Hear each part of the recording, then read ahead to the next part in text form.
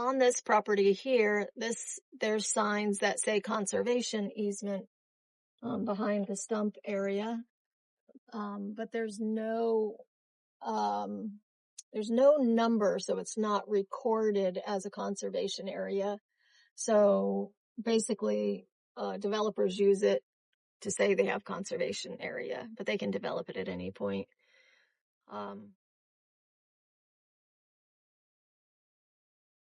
Is the exact location where my brother's walking, and those images, right after Hurricane Ian.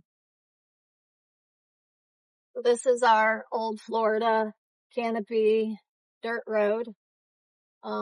Private, our title paperwork has attached to it a private road maintenance agreement. And since we've all lived here, we've maintained it. Ben down the end, he grades it. He just graded it the other day. This sign's been here. I don't know how many, it's a decade or what, but it's not new. This is our old historic culvert, and it is amazing. It's probably from the 1930s. And normally when we're not in a drought, this flows beautifully and the animals come and drink from it.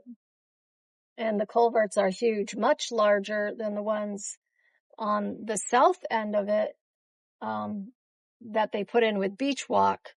So if these culverts are larger than what is in Beach Walk, obviously there's going to be, impeding of the flow of water. We all have private gates and private entrances, and then they want to put medians in the road. And in our situation, we would have to drive east with our truck and trailer to do a U-turn to go west to 776. You can't have this property without having equipment, and that's why we bought it, because we are caretakers of the land and we know what we're doing and we want to preserve as much as we can. And so you need equipment and you need trucks, and your little Genesis doesn't do the trick. So I've asked for it to be moved. Right now they have it dead center in front of our property, so they have not accommodated that thus far. And I've been through here because my dogs on occasion have gotten loose. There's many gopher tortoises in here, at least 4 in like a 100-foot span in here. We're very sad about that because the gopher tortoises go across the road here. They use the drainage pipes to travel as well. I've seen them. They go across the road and then they go onto our property as well, back and forth between our property and their property. But I'll take you down to the end of the road so you can see what the rest of this looks like. And the road would go from basically the edge of the dirt road 150 feet to the north. 150 feet. They want to put 2 lanes, 2 travel lanes, a median, a bike path, a MIRT, and a bike trail, a MIRT, and a sidewalk. And what's a MIRT? A MIRT is a multi-use recreational trail.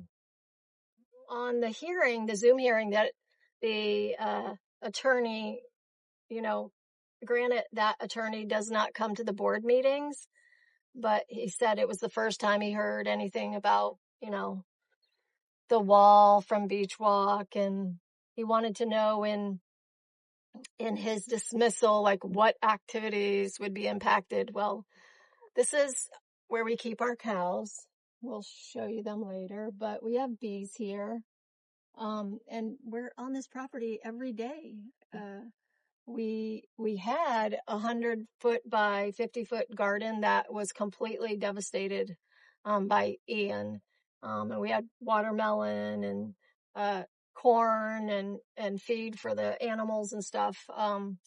I've yet to recover that. That was such an intense undertaking. I've showed aerial footage all along parallel to the dirt road and 150 feet to the north. And so we're going east right now. We are East Manasota Beach Road. The road in Willem Park is Manasota Beach Road.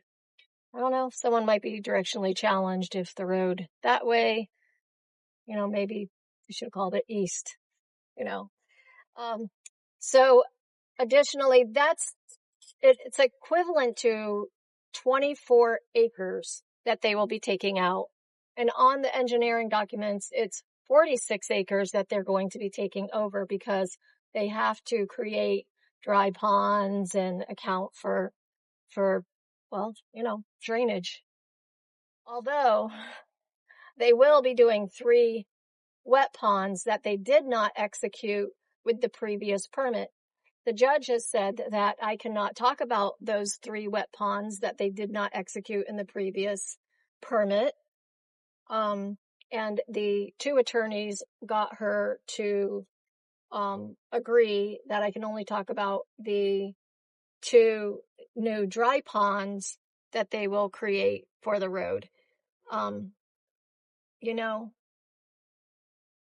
It's all in the way you present things in a legal battle. I'm not an attorney. This is the where I showed the truck.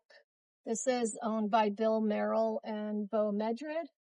I posted their recording from 22. People were asking in Beach Walk, or telling me that there's never going to be a back entrance. Well, we have them on recording. We have the records that Bill Merrill and Bo Medred own this about 25 to 27 acres. They got it rezoned for higher density, and there will be a back entrance to Beach Walk. They say it will be an emergency entrance or exit. So through here, I can't tell you how many oaks there are. There is an incredible mesic hammock if you go that way, and the road will go directly through it. A beautiful mesic hammock. A mesic hammock is a bunch of oak trees. I'm not, qualified per se, but it's a bunch of oak trees, not in a wetland. The wetlands on the outside of that area. But when I challenged the tree division within Sarasota County, they really haven't. They keep telling me they haven't seen anything. They keep saying that they haven't seen the project come through, different things. But they told me that by rule, by law, whatever, they can impact 25% and still not be considered, like an environmental concern or violation. So going right through the mesic hammock, they absolutely will take out way more than 25%, but they have to be equating it to like the entire stretch. So it's very sad. 17 people have said they saw the panther and a baby.